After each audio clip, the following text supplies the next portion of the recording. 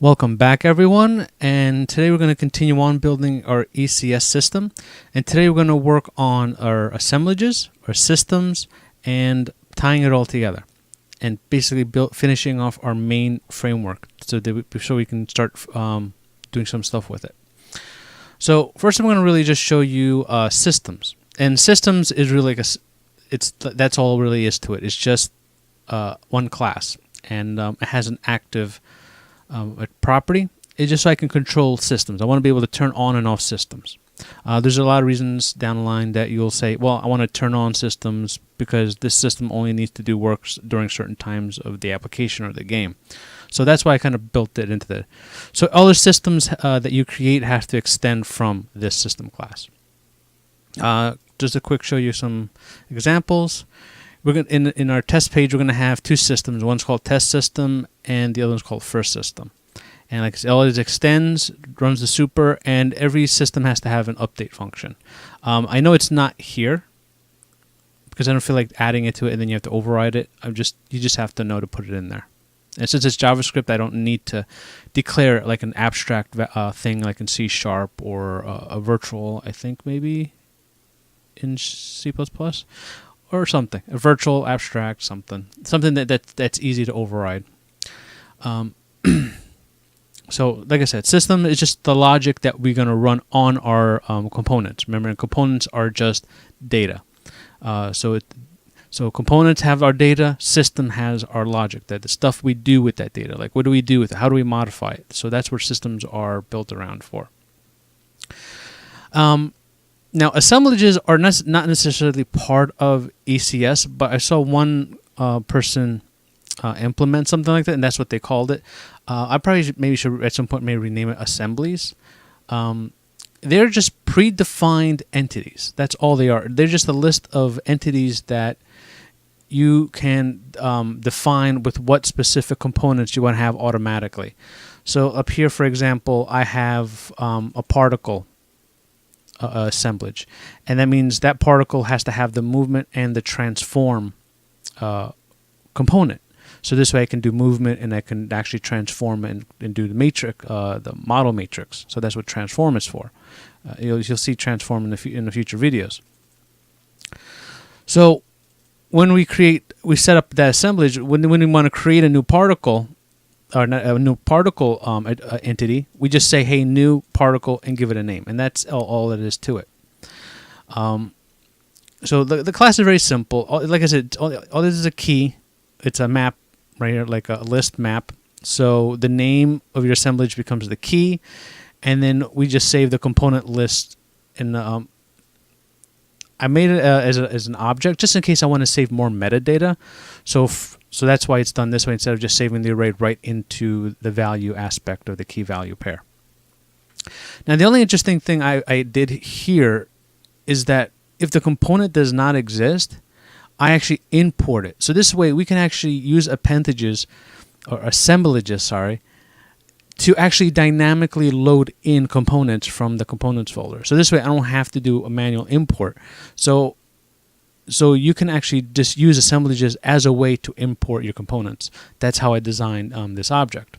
And it's an asynchronous function. So I can use the await class here. So you can dynamically just run a bunch of assemblies, create a bunch of assemblages, and then throw them all into promise all, and just wait for all the assemblages to be created and all the components to be downloaded. And that would actually give you a way to kind of like do, asynchronous processing and downloading and loading of things. So it's a nice way to implement it, and thankfully JavaScript has a lot of that functionality already built in. And then we have the new function, which is pretty easy. It tries to get the value based on the key that you pass in. If it's not null or undefined, there's an actual object. It just creates a new entity with the name that you pass in. If you don't, it uses that name as for the entity's name, and it passes in the component list that was saved into the assemblages.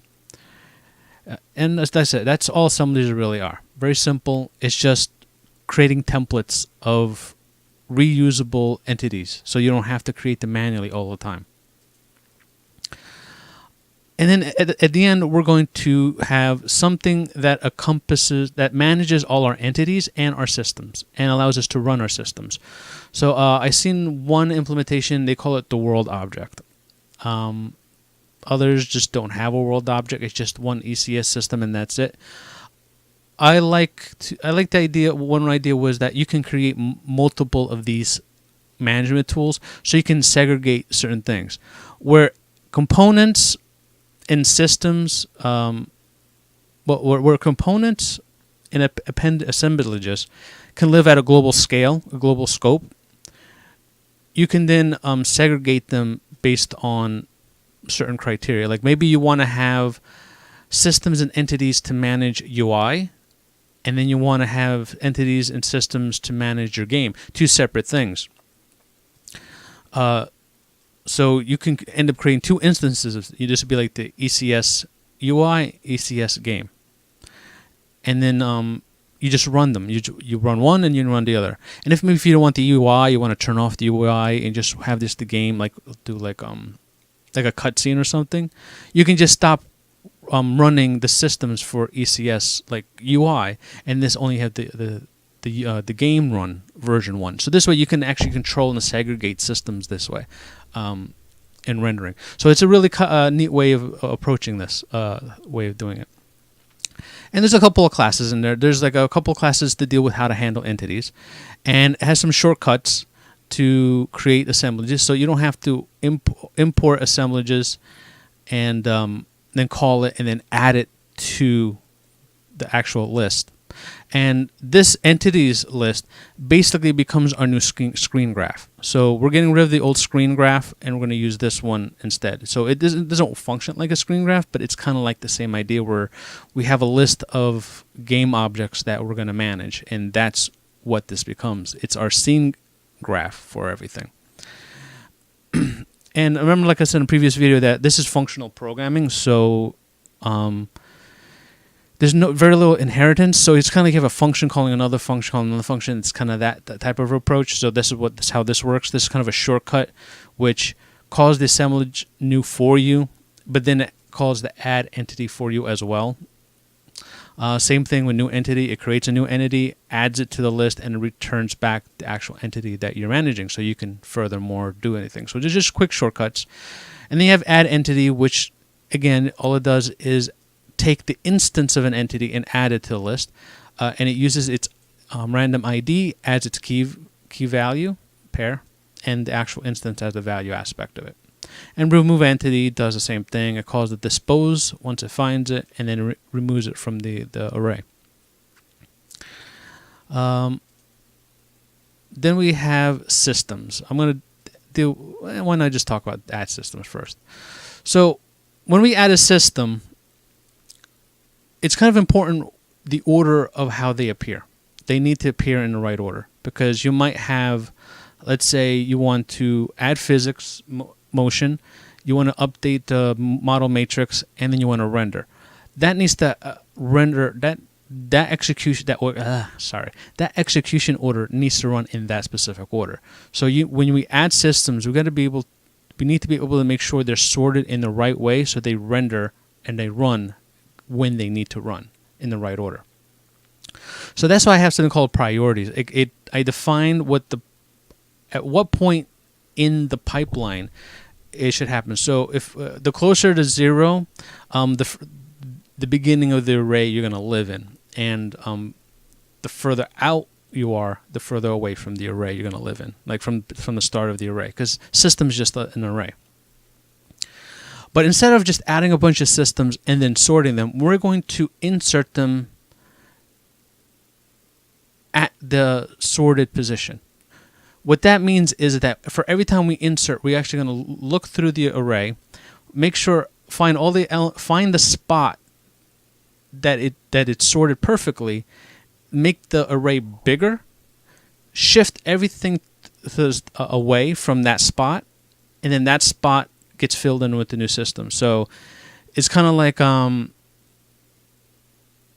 you're pasting like text in the middle of a sentence, and then that sentence gets wider to fill in that space that you just added a new word. So we're kind of just pasting something right in the center where we think it belongs to. So to do that, this for loop goes and goes through all the elements of the systems array, and it checks to see priority. If the priority that I'm passing in is greater than the priority that I'm currently looking at, just continue the loop. So once the priority is bigger than the one that's currently in the loop, then I know, okay, this is at the right position when it comes to priority. Now, if priority equals priority, now let's say this element is the same, there's the same order of priority, like they say they have the same priority value. I have something called order value. That's where this system count comes from. And every time you add a system, I just increment the system count and add it to the system order. So basically, I have the order of insertion and the priority. So those two values are used to sort. So first, I got to make sure I'm going to make sure this priority is at the end of all the priorities, and then once just in case that priorities are equal, I want to sort it by order of the order it was inserted in. So let's say if I added system A of priority 10, and I added system B at priority 10. B is always going to appear after A because its order is greater than A because it was inserted first. If I do it the other way around, I inserted B, then A, B will always appear first, then A in the array. So those are our two sorted values. So once I find the index that's the perfect spot where priority is greater than this, and priority is the same, but the order is greater. Once we have that value, let's say if there's no value at all, like either the array is empty or everything beforehand has a priority that's smaller or an order value that's smaller, like together, then just dump it at the end of the array. Boom, you're done. You don't need to actually, resize the array and then insert it in the middle. Now we need to make the array longer. So we're going to add an extra element to the end. We're going to shift all the elements of the array over by one. We're going to go from the very end to right before the save index value. So we're going to just shift everything over, and then that spot that's perfect for the sorted order, we're going to save our value there. And our value item is here. It's a struct that we kind of created that has our system instance, the priority, its order, and then the actual name of the system. And when we want to run all our code from the systems, we just loop it and call the update function. If we want to remove, very simple, we just search for its name, and then we use the splice object function to remove the system from the object.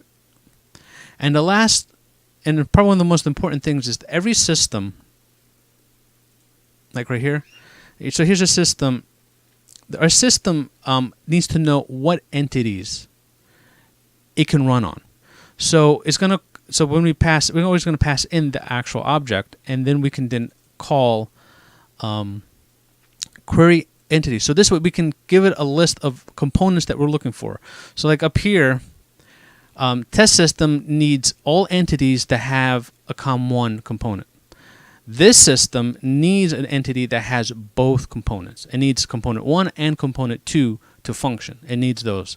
I'm not using it for anything. I'm not doing actually anything in any of these functions, but it's just really to test to see if it can find those components.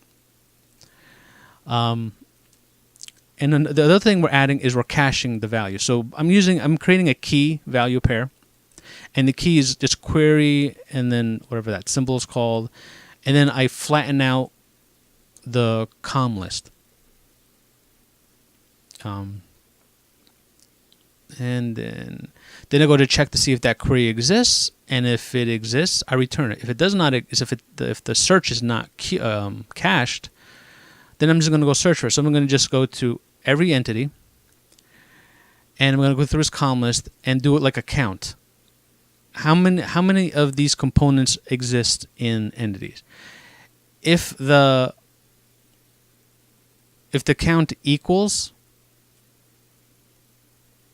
like let's say I need to find, let's say, 2 components. If 2 components have been found, then we're done. That means this entity fits the criteria of those 2 components. And if we find any entities at all, we save it to the cache. We also have the ability to pass in a sort function because there's a system in later, the hierarchy system. So we're gonna do transform hierarchy as well in this ECS system. I need the values to be sorted. So entity system or entity list needs to be sorted. So we have I pass in, so you can pass in a sort function, and then you can use JavaScript sort functionality to just sort that entity list. And that's about it. So here's our page. We're going to bring in our world, and we have an onInit, but onInit happens after the page is loaded. So while the page is loading, it's gonna automatically load these new 2 components, and they're being thrown right into the component. So these components don't exist globally, so you can't access them globally. They can only be accessed through the components object. We're going to create an assemblage. We're going to call it game object, and by default it has a com1, and we already seen our 2 systems. So we're going to build basically our world object, and as you can see over here, this is everything that happens before the onInit happens. We have component 1, we have component 2, and we have our assemblages created. So when the game starts or the application starts, we want to start adding our systems. And as you see, I'm going to put these in reverse order. Test is going to go in first, and then first system is going to go in second. But they have priority, so first is going to run as first because it has a smaller priority, or it's closer to 0. So if I were to run systems, refresh. So I have like alerts telling me I'm adding a system, what priority is it, and what order value it gets. So I can actually debug and see all this information. And when I do a run update, it runs first system first because it has the higher priority, and then runs test system. So now we now need to start adding entities into our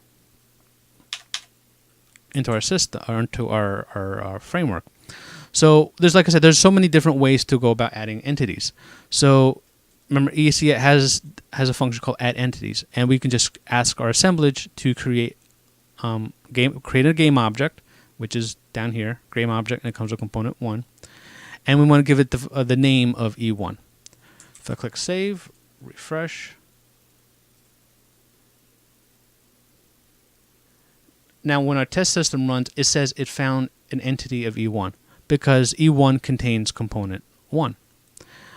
We can actually use the shortcut inside our global ECS object. It's the exact same thing, except I don't have to call assemblage and I don't have to call add entity. I just call new assemblage, and I say I want the game object, give it the name E2. So I click save, and here you go. Now the test system, when it did a query, it says, well, now I can run on E1 and E2. I can run code on it. I can run logic on it. And then we have another way, would like I say, just build an entity straight up. So call it E3, and I want it to have component 1. So I'm just building an entity from scratch using the shortcut. So this way it creates the entity, adds the components, and then adds it to the entities list, basically to the scene graph. If I click refresh, found entity 3.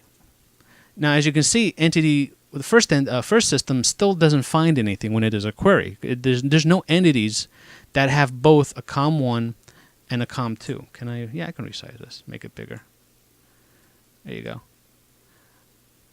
So, and here's why I built the third one this way, like the more manual way of building anything. I can then add components dynamically. So I have access to the entity that was created. I'm going to say add by name. I want to add component 2 to it. So I'm just like dynamically at runtime just changing the component list of my entity. Now when I run and refresh, first system said it found entity E3 because E3 actually contains component 1 and component 2. And this is overall is basically the bare bones but fairly fully functional ECS framework. We can build components, we can build entities, we can do the extra thing of building assemblages, and then we can tie it all together and have a list of systems and a list of entities and run those systems that then query the list of entities that they can then process data, process logic on that specific data. And this is really ECS in a nutshell. This is exactly what it is. That's all it is.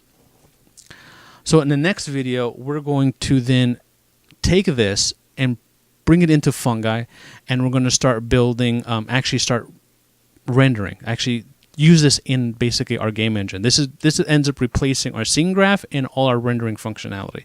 It ends up replacing all of that stuff. Basically, so yeah, you'll see. So I hope you like this. I hope you're enjoying learning how to build this type of system in JavaScript. So please like and subscribe. And again, thank you to all my Patreons. You guys are very helpful. Like I said, I'm currently unemployed. Every dollar helps. So see you guys in the next video.